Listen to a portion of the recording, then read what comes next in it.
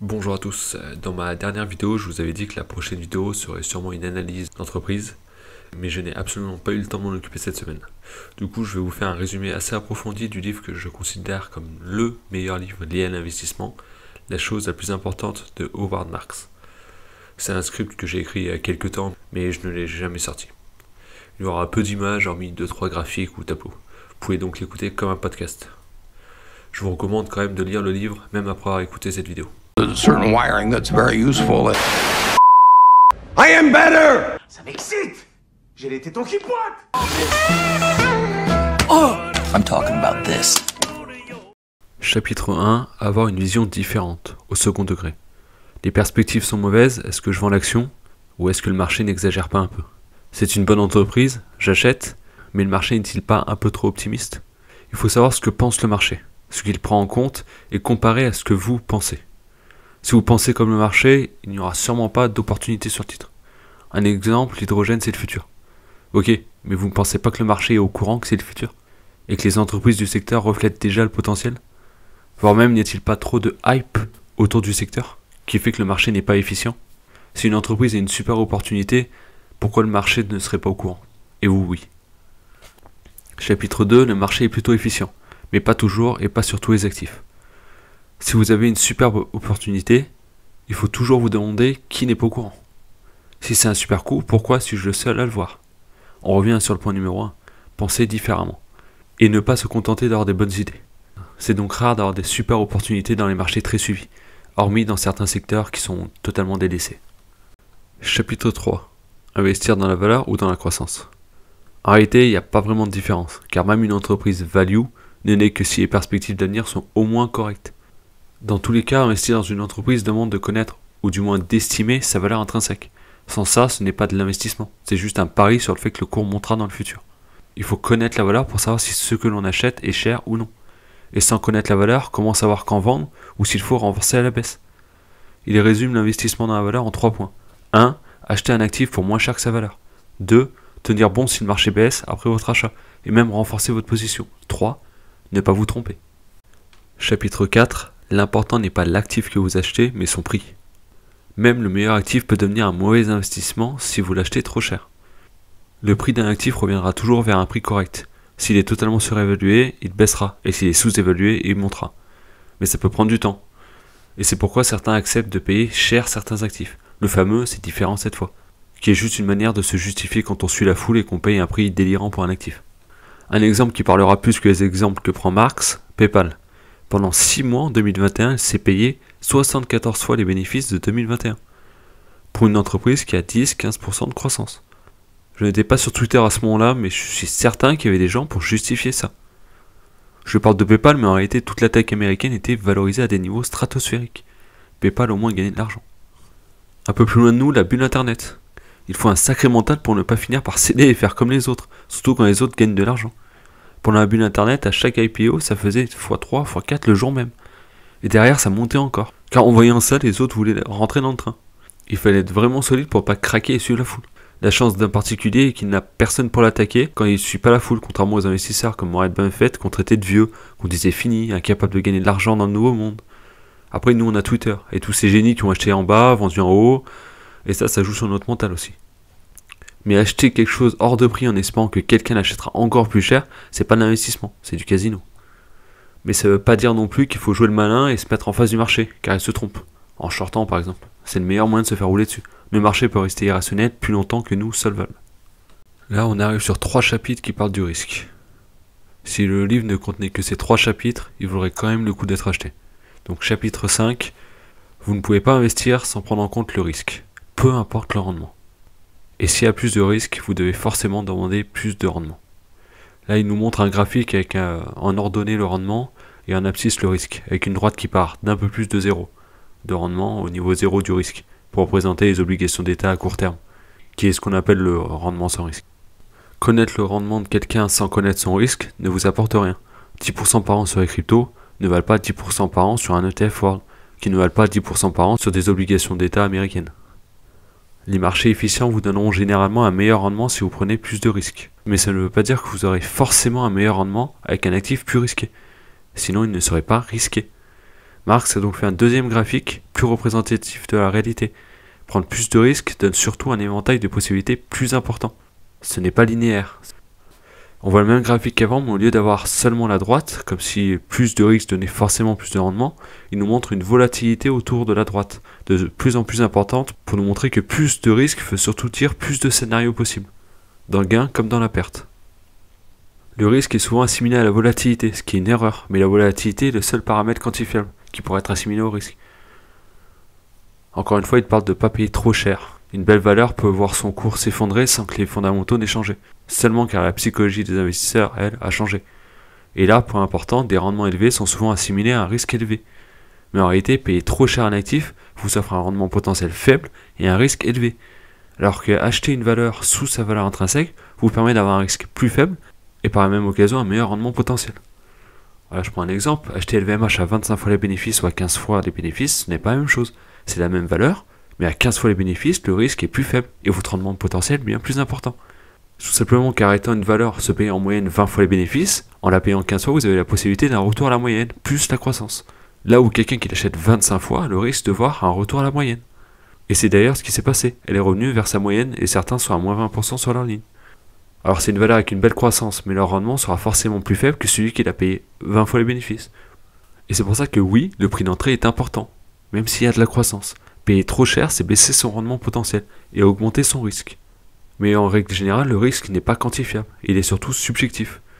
De plus, gagner en bourse ou ailleurs ne signifie pas que vous n'avez pas pris de risque, comme perdre ne signifie pas que vous avez été imprudent.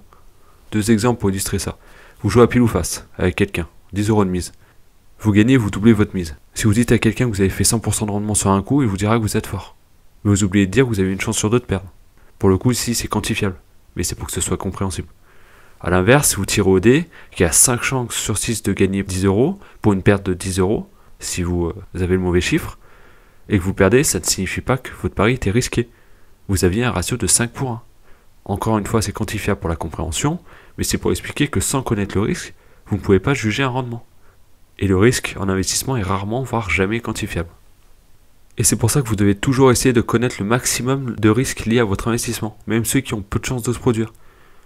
On dit d'ailleurs d'un cours de bourse qu'il contient déjà le risque quand par exemple une action est décotée malgré de bons fondamentaux. On peut citer le cours de Téléperformance qui aujourd'hui prend certainement en compte le risque de l'intelligence artificielle et du fait que ses clients pourraient se passer d'elle. A contrario, peu de chances que le cours d'Hermès prenne en compte le risque d'une guerre entre les États-Unis et la Chine. Hermès se payant 45 fois les bénéfices alors qu'elle a 40% de son chiffre d'affaires en Chine. Alors qu'en face, les actions chinoises sont souvent décotées, sûrement à cause de ce même risque. L'important étant d'imaginer la probabilité d'arrivée de chaque risque, même le plus improbable, ne serait-ce que pour voir ce qu'il se passerait pour l'entreprise s'il se produisait. Ensuite, à vous d'adapter votre marge de sécurité en fonction des probabilités et des répercussions possibles. Pour ma part, comme vous avez pu voir sur mes vidéos d'analyse d'entreprise, je suis prudent sur les marges et la croissance, et je demande une grosse rentabilité, généralement 15% avec les dividendes pour une small. En faisant ça, si je me trompe, je pourrais quand même espérer 12%. Et si l'entreprise fait mieux, je peux même avoir 17-18% peut-être.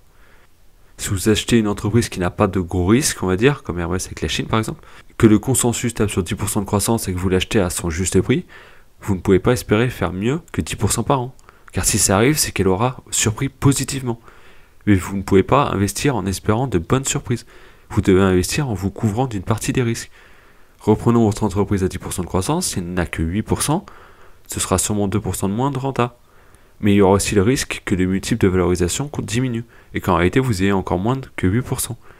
Car une entreprise avec 8% de croissance vaut moins que la même avec 10%, et vous finirez peut-être avec 6-7%, quand vous espériez 10%. Chapitre 6, toujours sur le risque, je le cite mot pour mot. Le risque signifie une incertitude sur le résultat qui va se concrétiser et sur la possibilité de perte lorsque ce résultat est défavorable. Il revient sur le fait que le risque en investissement est généralement de payer trop cher, et qu'en période d'euphorie où le risque ne s'est pas montré depuis un moment, les gens oublient qu'il existe. La bulle Internet est un exemple, tout le monde était prêt à payer n'importe quel prix vu que ça montait. Mais la crise des subprimes est un bon exemple aussi. Il y avait un risque infime, mais très dangereux, et au bout de quelques années, plus personne ne pensait à ce risque, vu que tout le monde gagnait de l'argent. Il y a peu de choses aussi risquées que la croyance répandue qu'il n'y a pas de risque. Les gens prennent plus de risques quand ils se croient plus en sécurité. Un intervenant dans le livre cite une étude qui montre qu'il y a plus de morts d'accidents de la route chez les personnes conduisant des SUV que chez celles conduisant des voitures plus petites. car les conducteurs de SUV se croyant plus en sécurité prennent plus de risques. En investissement, les gens achetant des actions de grande qualité sont souvent prêts à payer parfois très cher, sous prétexte que ces actions sont de qualité, sans se rendre compte que les payer cher les rend risqués. Là, il nous partage deux graphiques qui montrent les retours normaux attendus selon les investissements, le premier en période normale et le second quand les taux sans risque sont faibles, et qu'ils poussent à demander moins de rendement à des actifs plus risqués, les rendant encore plus risqués. Des taux faibles poussent les investisseurs à aller sur d'autres actifs, dont les actions pour chercher à du rendement. Mais les taux étant faibles, ils demandent moins de rendement aux actions. Et c'est ce que je disais dans mes vidéos sur les ETF, si les taux restent à des niveaux moyens plutôt que zéro, il y aura une alternative aux actions, et les actions devront rapporter plus. Elles devront donc mécaniquement baisser pour ajuster le rendement. On pourrait donc avoir une décennie où les ETF répliquant les indices n'ont pas une perf très intéressante. Chapitre 7. Maîtriser le risque. Le problème du risque est qu'il est souvent caché, et que tant qu'il ne s'est pas déclaré, la plupart des gens ne le voient pas ou le sous-estiment. Un exemple frappant, ce sont les gens qui mettent de l'argent en staking sur des cryptos, car il y a des bons rendements. On leur promet des rendements parfois importants, parfois même pas si intéressants que ça, et ils ne voient pas le risque. Combien ont perdu des milliers d'euros sur le stablecoin de Terra Luna? Tout ça pour 8% il me semble. Ça paraissait très sûr jusqu'au moment où il y a eu un problème. Laisser ces cryptos sur un exchange, il n'y a pas de risque, sauf si c'était sur FTX. Je prends l'exemple des cryptos car il est frappant mais ça marche pour les actions, ou d'autres actifs. Sur les deux graphiques qui suivent, vous pouvez voir un gérant qui aurait de l'alpha, une certaine compétence pour faire mieux que le marché. Dans l'option 1, il aurait un meilleur rendement pour le même risque que le marché, et sa perf serait donc visible.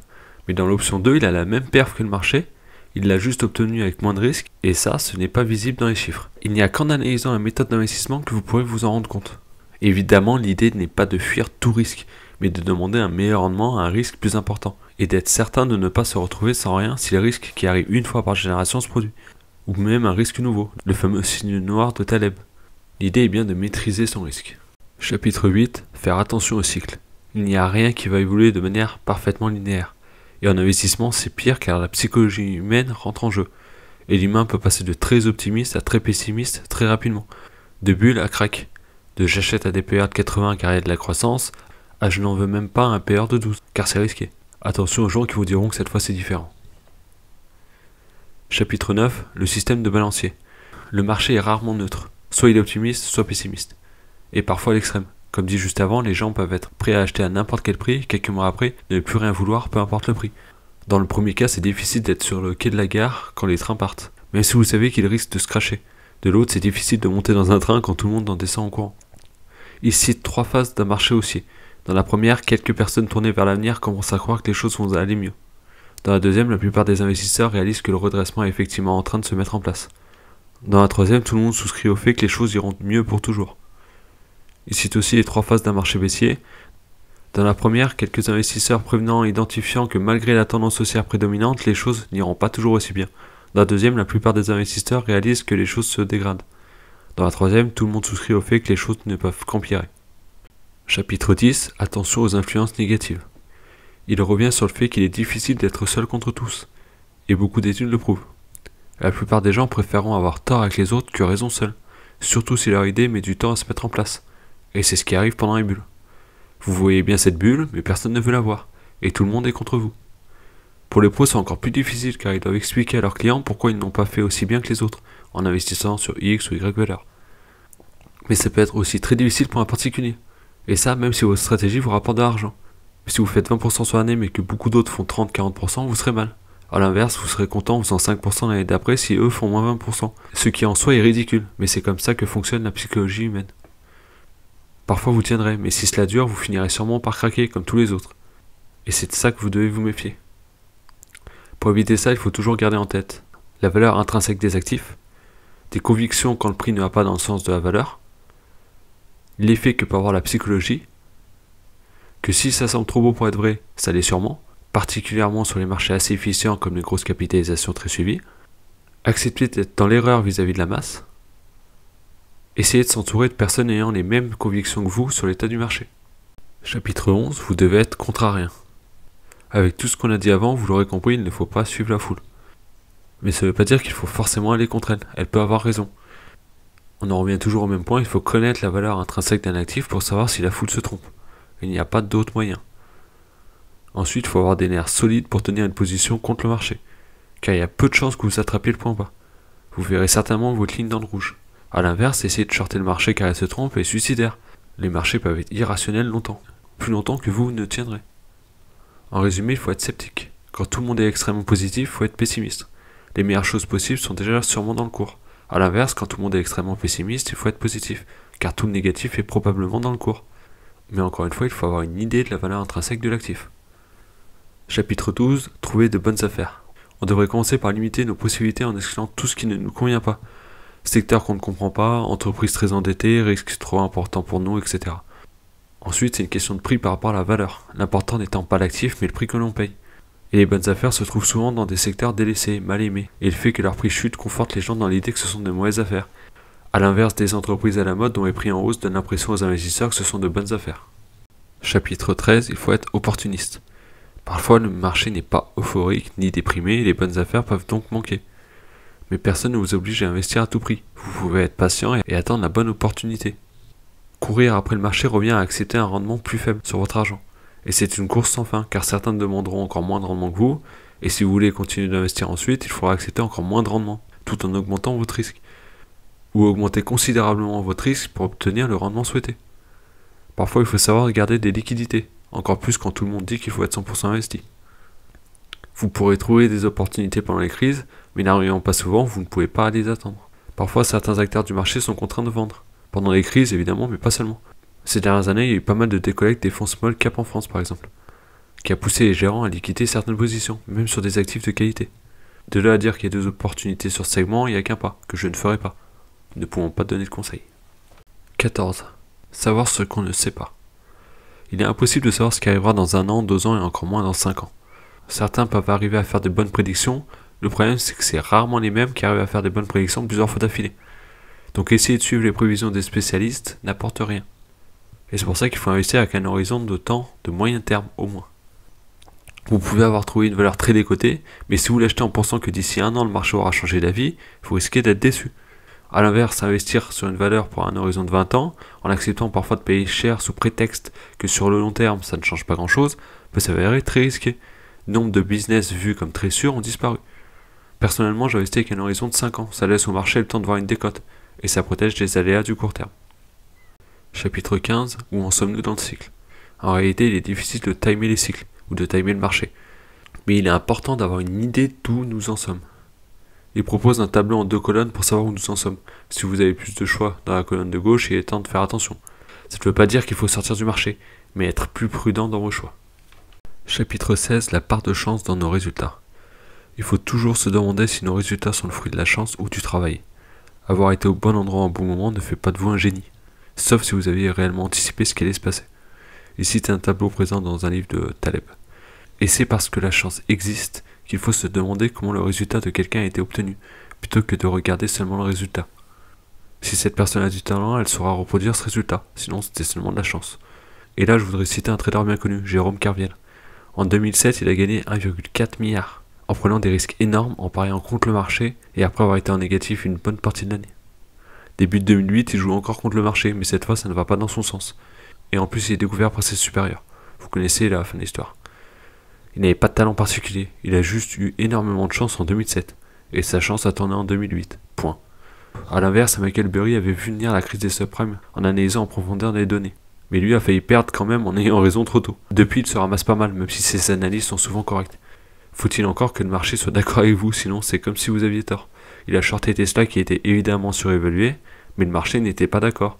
En tout cas à ce moment-là, Tesla ayant chuté quelques mois après.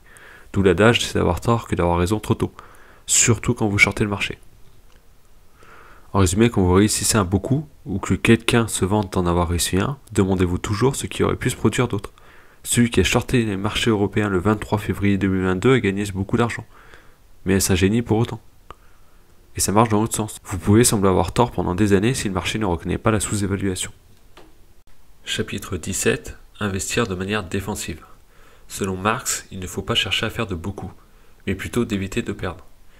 Je cite un paragraphe tel quel.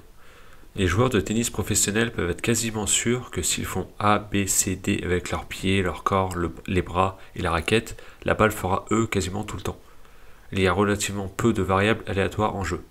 Mais dans l'investissement, il y a beaucoup de faux rebonds et d'évolutions non anticipées. Et les dimensions du cours ainsi que la hauteur du filet changent tout le temps. Les travaux sur l'économie et les marchés sont très imprécis et variables, et le raisonnement et le comportement des autres joueurs modifient sans cesse l'environnement. Même si vous faites bien tout ce qu'il faut, les autres investisseurs peuvent snober votre action favorite. Les responsables peuvent gâcher des opportunités pour l'entreprise, le gouvernement peut changer les règles, ou bien une catastrophe naturelle peut se produire. Et c'est pour ces raisons qu'il préconise d'être défensif. Il gère de manière à faire comme le marché quand il est haussier, et perdre moins quand il est baissier. Si vous avez moins peur des pertes, n'ayant pas de clients à satisfaire, vous pouvez essayer de faire mieux que le marché quand il est haussier et comme lui quand il est baissier. Ça dépendra de votre sensibilité à la perte. Mais l'important c'est de savoir ce que vous faites et de comprendre que vous pouvez difficilement battre largement le marché et en même temps avoir un portefeuille qui résistera mieux que celui-ci en cas de coup dur. Et il parle ensuite de la marge d'erreur. La marge d'erreur vous permet de vous tromper. Je prends un exemple que j'ai déjà cité au chapitre 5 de ma propre manière d'investir. Étant essentiellement sur les small caps, je demande un meilleur rendement, au moins 13-14%, un dividende inclus. Comme ça, si je me trompe et que je fais 12%, je suis quand même content. Mais quand je fais mon estimation de croissance et de valeur de l'entreprise, je suis déjà prudent. En réalité, en visant 13, 14, 15%, je pourrais très bien atteindre 16, 17%, si tout se passe comme prévu, par les analystes par exemple. Mais je ne veux pas viser 13, 14, 15% en étant optimiste, car en faisant ça, au moindre souci, je serai à 12%. Et si je me suis trompé, je peux vite être à 10%. 10% ce n'est pas mauvais, mais ce n'est absolument pas ce que je recherche, en tout cas sur les small caps. À côté de ça, j'accepte de payer le juste prix de LVMH, en misant sur la croissance espérée par les dirigeants, de 8-10% par an, et sur les 2% de dividendes, ce qui me donnerait 10-12%, et si la croissance est un peu faible, 8-10%. Mais 8-10% sur LVMH, c'est autre chose que 10% sur une small cap. J'adapte mon rendement demandé au risque que je prends. Évidemment, en demandant autant de rendement, avec en plus une marge de sécurité sur les prévisions, et en ne touchant pas vraiment aux valeurs de croissance rapide sur les secteurs à la mode, il faut que j'achète bien sous-évalué. Et les opportunités sont donc rares, mais c'est un choix. Chapitre 18, éviter les écueils. Ce chapitre résume les choses que vous devez éviter quand il est question d'investissement. Évidemment, ça commence par éviter les grosses erreurs, en étant trop concentré par exemple, ou en ayant un portefeuille trop offensif. Évitez l'erreur qui pourrait vous ruiner. Et il dit quelque chose de très intéressant, l'hypothèse selon laquelle quelque chose ne peut pas se produire peut avoir le potentiel de le provoquer. Et il cite la crise de l'immobilier aux États-Unis en 2008. Il n'y avait jamais eu de crise comme ça auparavant, ce qui a rendu tous les acteurs très confiants, tellement confiants qu'ils ont pris de plus en plus de risques, se disant qu'il n'y en avait pas. Jusqu'au jour où ce qui ne devait jamais se produire s'est produit. S'ils avaient gardé en tête qu'il n'y avait ne serait-ce qu'une infime probabilité que ça arrive, ce ne se serait peut-être jamais produit, car ils auraient été plus prudents. Pour prendre un exemple aujourd'hui, quand on voit la valorisation d'Hermès, on peut se dire que les investisseurs ne pensent absolument pas qu'une guerre entre la Chine et les États-Unis est possible. Même une guerre économique agressive. Sinon, Hermès, qui a 40% de son chiffre d'affaires en Chine, ne se paierait pas aussi cher. Aussi exceptionnelle soit l'entreprise, les investisseurs garderaient une marge de sécurité. Ça marche aussi avec Apple, qui dépend beaucoup de la Chine pour la fabrication de ses produits, ce dont le marché ne semble pas s'inquiéter. Autre point, quelqu'un qui aurait les deux entreprises se penserait diversifié, ce qui est vrai en termes de secteur d'activité, mais pas en termes de risque, les deux ayant un risque important lié à la Chine. Je ne dis pas ça pour vous faire peur, juste pour que vous preniez conscience des risques de votre portefeuille d'une manière différente. Certains n'investissent pas en Chine par peur de guerre commerciale ou de risques liés à l'État chinois vis-à-vis des actions, sans se rendre compte de leur exposition à ces risques via leurs actions en portefeuille. Alors on ne peut pas éviter tous les risques si on ne ferait jamais rien, ni en bourse ni dans la vie en règle générale, mais avoir conscience des risques est un point essentiel. Chapitre 19, créer de la valeur. On en revient à ce qui a déjà été dit, l'important n'est pas le rendement mais le risque qui a été pris pour l'avoir. Si vous faites mieux que le marché en marché haussier, mais moins bien que le marché en marché baissier, ça ne sert à rien. Pareil à l'inverse, faire mieux en marché baissier si vous faites moins bien en marché haussier, c'est pas terrible. L'idée est de faire mieux en marché haussier, et comme le marché quand il baisse, ou comme le marché quand il monte, et mieux quand il baisse. Si vous arrivez à faire l'un des deux, vous serez déjà très bon. Et si vous êtes exceptionnel, vous gagnerez plus en marché haussier, en perdant moins en marché baissier. Mais là, c'est réservé aux meilleurs. Chapitre 20, être raisonnable. Il ne faut pas chercher à avoir un rendement énorme et régulier. Les marchés vous offriront rarement de telles opportunités. Et sinon, vous devrez augmenter votre risque, ce qui n'est pas bon. Il prend comme exemple Bernard Madoff, qui n'a jamais sorti des résultats exceptionnels dans le sens de gros rendement, mais qu'il était dans le sens de la régularité. La réalité, c'est que c'était tout simplement impossible. Les actions font en moyenne 7-10% par an, mais ne font jamais 7 à 10% par an de manière linéaire. Quand vous investissez dans les actions, il faut accepter la volatilité. Accepter que vous serez en négatif certaines années. Sinon, vous aurez tendance à prendre des risques énormes pour tenter d'être en positif, même sur une année où le marché est à moins 20%. Il dit aussi qu'il ne faut pas essayer d'attraper des points bas sur une action. Qu'il faut acheter à partir du moment où le rendement espéré est atteint, et renforcer si ça baisse. Vouloir attendre le point bas, c'est attendre que le prix remonte, car s'il n'y a pas de hausse, vous ne saurez pas que c'était le point bas. Et si le prix remonte, ça encouragera certains à acheter, et d'autres à ne pas vendre. Vous risquez de courir après le prix. Il conclut par le fait qu'il faut toujours se poser des questions quand vous avez trouvé un rendement très intéressant. Pourquoi le marché ne le voit pas? Et c'est pour ça que j'évite les marchés des grosses capitalisations. Je ne pense pas avoir de l'alpha sur un marché aussi surveillé. Si une entreprise est au rabais, il y a probablement une raison. Même si parfois le marché se trompe, il y a de grandes chances que le prix soit assez cohérent avec la valeur. Demandez-vous quelle est la probabilité de trouver un billet de 50 € par terre, dans une rue piétonne très fréquentée. Ça peut arriver, mais ça voudrait dire que tous les gens passés avant vous sont aveugles, ou que vous avez énormément de chance. Pour chercher des inefficiences exploitables, il faut donc aller sur les marchés inexploités. Je cite souvent les small caps, mais il y a plein d'autres marchés, comme les situations spéciales, les entreprises en faillite, les entreprises ayant des procès, ce genre de choses. Je trouve ça plus difficile que le simple marché des small caps. Mais celui qui se spécialiserait là-dedans pourrait gagner gros. Chapitre 21. Synthèse. Il faut connaître la valeur de ce que vous achetez. L'important n'est pas l'actif, mais le prix que vous payez. Toujours acheter pour moins cher que la valeur. À court terme, le prix peut largement différer de la valeur, dans un sens comme dans l'autre. À vous d'en profiter quand c'est à la baisse et ne pas vous faire avoir quand c'est à la hausse. La psychologie est une part importante dans l'investissement. Sous-coté ne veut pas dire va bientôt monter. Il faut savoir être patient. Il faut être conscient du risque et comprendre qu'augmenter le risque ne veut pas dire augmenter le rendement. Acheter plus cher une valeur augmente le risque et baisse le rendement potentiel. Éviter les pires actifs est un bon début. Toujours avoir une marge de sécurité. Personne ne peut prévoir le futur. Ne perdez pas trop de temps avec la macro. Utilisez ce temps pour en apprendre plus sur les entreprises ou développer vos compétences. Être raisonnable dans vos attentes de rendement. Et c'est la fin du livre. Pour ceux ayant déjà regardé plusieurs de mes vidéos, vous comprenez aisément que ma vision de l'investissement est grandement tirée de ce livre. La première fois que je l'ai lu, ça a été comme une révélation. Au final, je l'ai lu 4 fois en un peu plus d'1 an. Il fait seulement 300 pages, donc il est assez rapide à lire, et pour 27 €, il vous évitera de perdre beaucoup d'argent, ou vous permettra d'en gagner beaucoup. Une formation à lui tout seul. Et même si j'ai essayé d'être complet dans mon résumé, rien ne vaut la lecture complète du livre.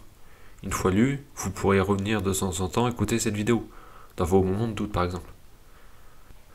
J'espère que cette vidéo vous sera utile, que vous lirez ce livre, et qu'il vous aidera autant qu'il m'a aidé. Et nous on se retrouve dans une prochaine vidéo. Salut! Oh, Cadillac car.